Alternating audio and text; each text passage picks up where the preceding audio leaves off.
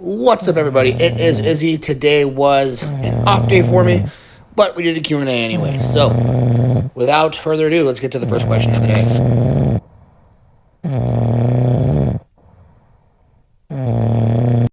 Are tempo deadlifts a good variation, like paused deadlifts? No. I'm generally not a fan of anything that has a concentric tempo, unless you're working on very specific technique issues, as the weight that you're going to use is going to be so light that it's really only appropriate for like a recovery session or a technique session. So tempo deadlifts with a tempo and the concentric is not something that I would use very often. I've bulked up over 200 pounds and I've lost my abs. What should I do? Your abs generally aren't really that good of an indicator in terms of when you need to stop bulking and start dieting. For example, with me, I don't really store that much body fat on my front side. Like in these photos, I'm 260, 270 pounds, which is a good 70 pounds over what I would need to be in stage shape, at least. It's at least 70 pounds, maybe 65. So point being, like, you can justify bulking up to a certain range. If you're a competitor, you probably don't want to get too much more than 30 to 40 pounds over stage weight. If you're just somebody who does this for fun and you want to look good, then there's no reason to bulk to a point where you don't like the way you look, since there's nothing on the line anyway. And people could argue, well, you're going to get better bulking results if you push the body fat a little higher, but so what? Your goal is to look good and feel good about yourself. So if you don't look good and don't feel good about yourself, what's the point? How widespread do you think PED use is among pro athletes? Well, here's the problem. When you say PEDs, you're probably thinking steroids, human growth hormone. But PEDs actually include stimulants, painkillers, and really anything that could boost your performance. And if we include the broader spectrum of PEDs, and we're not just talking about steroids, I think probably something like 70% of pro athletes use drugs that boost their performance or recovery, especially if we're including ones that aren't illegal or aren't illegal yet. I think it's the vast majority of pro athletes. How common is elevated creatinine levels among muscular individuals? Well, and it's very common, but that's because weight training, heavy resistance training, where you go close to failure, is going to elevate creatinine levels for 3 to 4 days. So a lot of people get this test within 3 to 4 days of lifting because most lifters don't go 3 to 4 days without lifting. Creatinine is a waste product of creatine that is created when creatine supplies energy to the muscles. So anytime that you lift hard, you're going to increase serum levels of creatinine, and it's your kidney's job to get rid of that. And even perfectly normal, functioning, healthy kidneys are going to struggle to get rid of all of the waste that is created by multiple hard training sessions in succession. So if you want an accurate reading of creatinine, you have to wait several days before you get the test. And so long as I do that, I never have elevated levels because I have normal, healthy kidneys. Same with most people.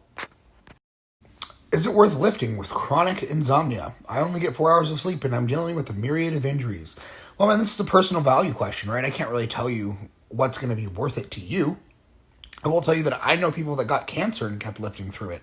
So what you have to ask yourself is, do I want to put huge areas of my life on hold for potentially the rest of my life?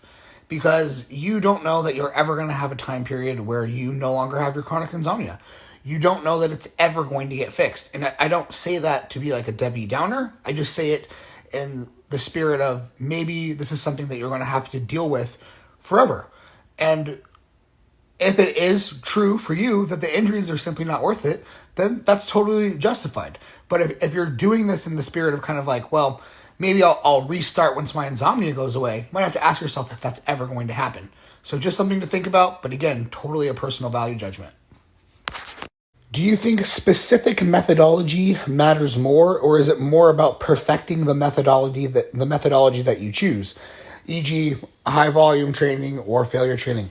Man, I've been over this to a large degree before, but programming is simply the least important part of hypertrophy training.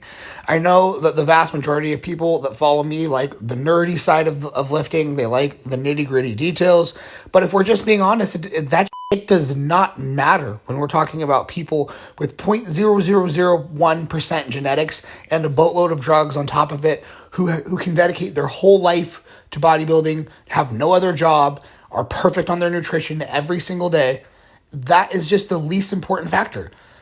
I do think, to actually answer the question, that just knowing how to use whatever method that you use to get results for yourself is more important than the specifics. Like, I could do RIR training and make great progress, but perfected or not, methodology doesn't matter much. Let's consider the two guys in the picture here, right? Ronnie Coleman versus Flex Wheeler. Ronnie Coleman trained 6 days a week, hit each muscle group twice a week for pretty dang high volumes considering he went to failure. Flex Wheeler, on the other hand, 40 plus sets per body part. Okay, no set within 3 reps of failure. Honestly, if you watch his training DVDs, it's hard to find a set that's 5 reps within failure. Completely different strategies. Now, do I personally think Flex could have gotten more out of his genetics? Yes. But that might have been more about sticking to his diet than improving his training. Do I still think he could have gotten more out of his genetics if he improved his training? Yes. But in the history of bodybuilding, are there even 5 guys that could beat a hypothetical Flex who's 100% at his peak on a given day? I doubt it. I mean, and one of them is Phil Heath. And guess what? Watch Phil Heath train. You will struggle to find a single set within 3 reps of failure as well. If you want to win with your mind, try chess, not bodybuilding. Are there any apps or courses that you recommend for a beginner looking to get into mindfulness meditation? I would highly recommend the app called Waking Up by Sam Harris. And the reason why I like this app over other simpler apps like Headspace is because it comes with actual lectures as well. And I just find that people who take just a little bit of time to understand the basics of Eastern philosophy will be able to connect with this practice more and understand why they're trying to do what they're trying to do and why it helps. When you just give somebody an app like Headspace and tell them to just get going, a lot of the times they may find a lot of it corny or cheesy. They don't understand what the point of this is. They don't understand that, there's thousands of years of practice behind this and literally an entire culture built around it. So to me, having a little bit of philosophical understanding of Eastern philosophy greatly improves the results that you can get with mindfulness-based practices. Can you still get sleepy early afternoon, even with good sleep? Yes. Like I mentioned before, maybe a good third of the world has institutionalized midday breaks called a siesta. So yes, this is very common. Not something that is indicative of the fact that you're doing something wrong with your sleep practices. What should nutritional periodization for powerlifting look like? So powerlifters should be spending the vast majority of the year in a surplus. It's just going to be different than a hypertrophy training style surplus where the goal is to put on as much muscle mass as possible.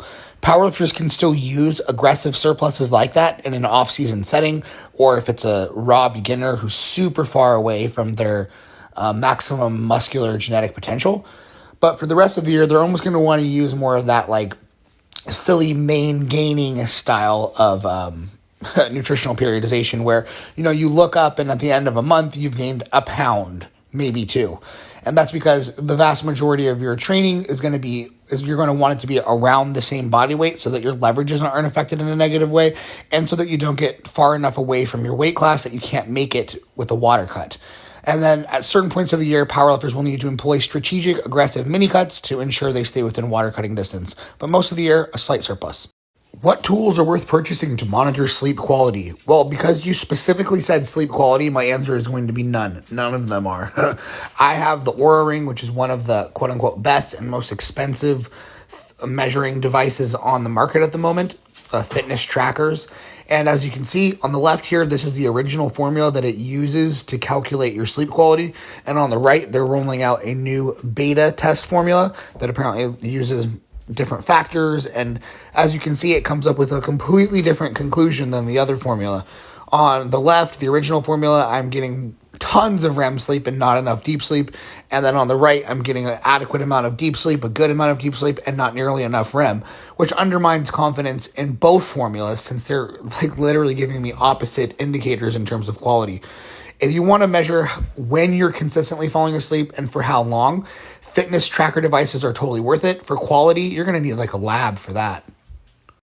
This question is asking about the role that different macronutrients play in fat gain during a surplus. So if the majority of your surplus calories come from fat, that is going to be the most adipogenic option, meaning that you will gain the most fat if more of your surplus calories come from fat.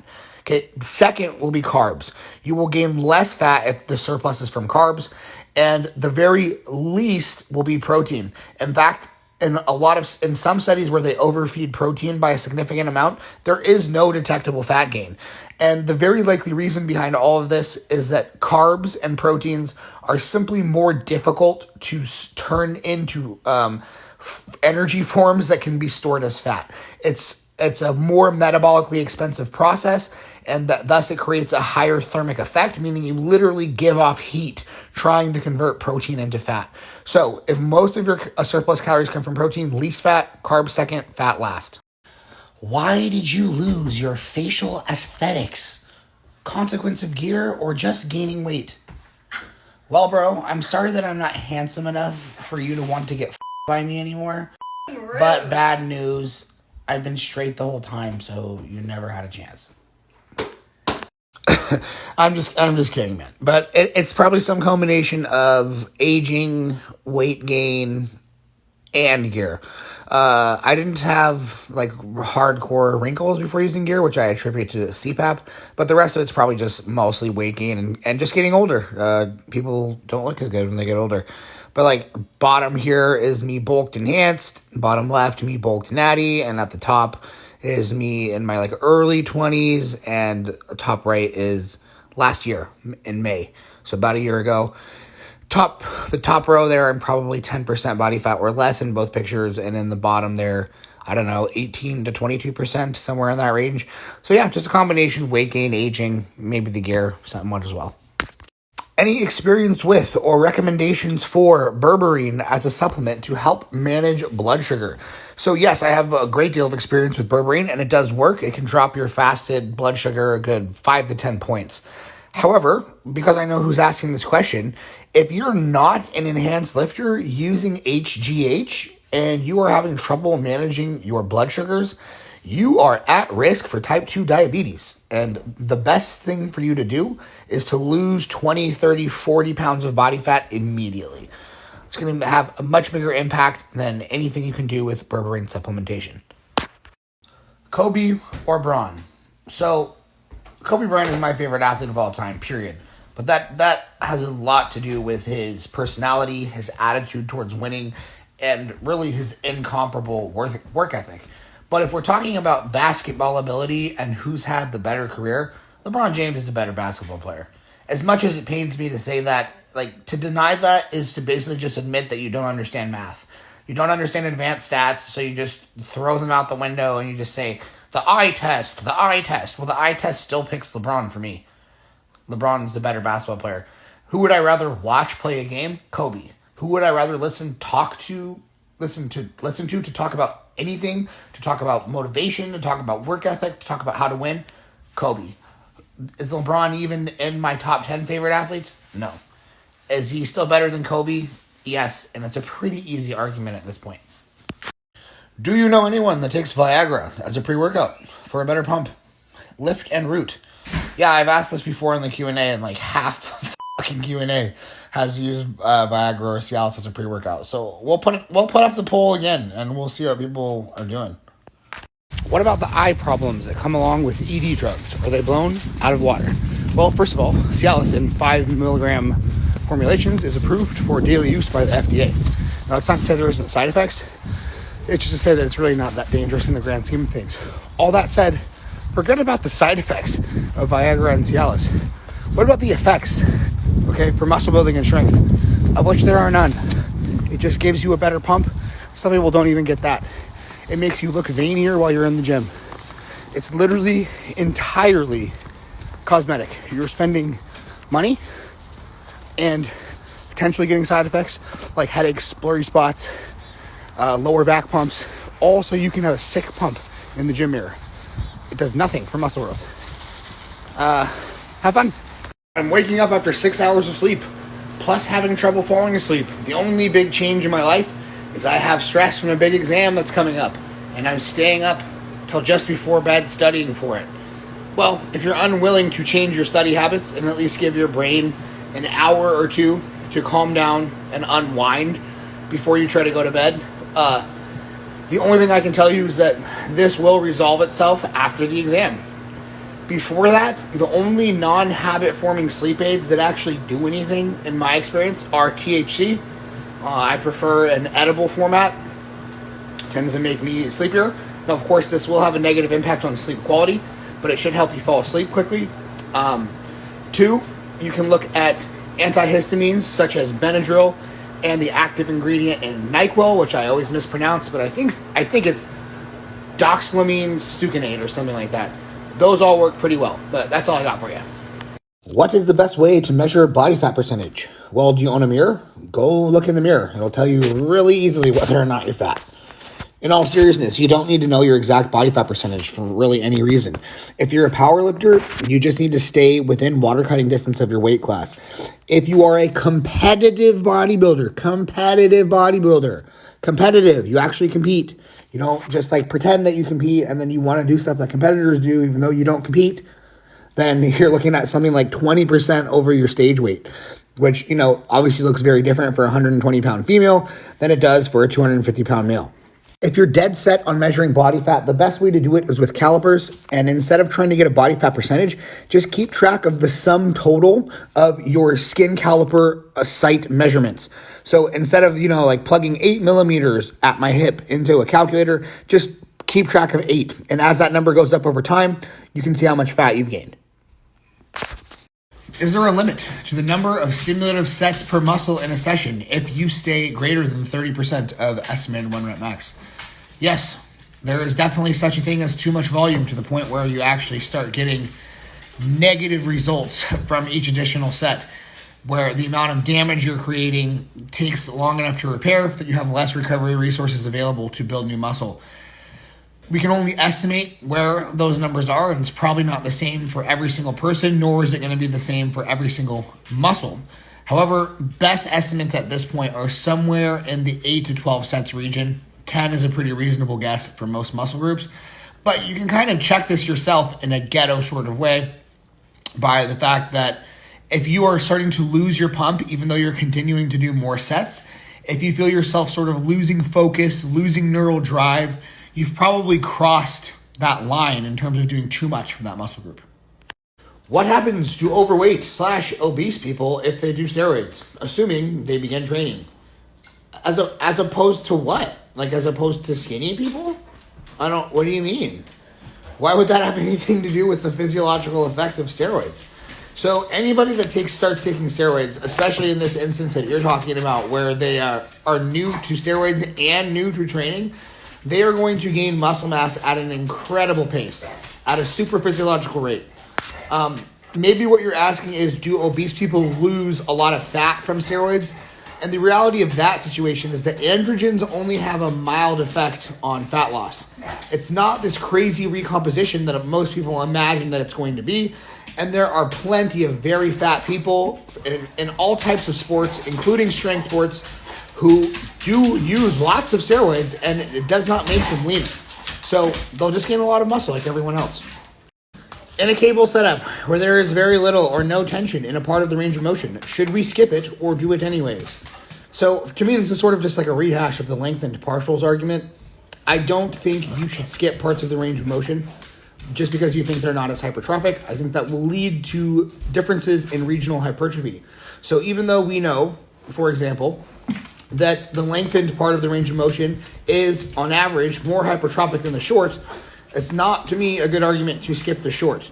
It's simply a potential argument to focus more of our volume on movements or on movements with strength curves that focus on the bottom half of the range of motion.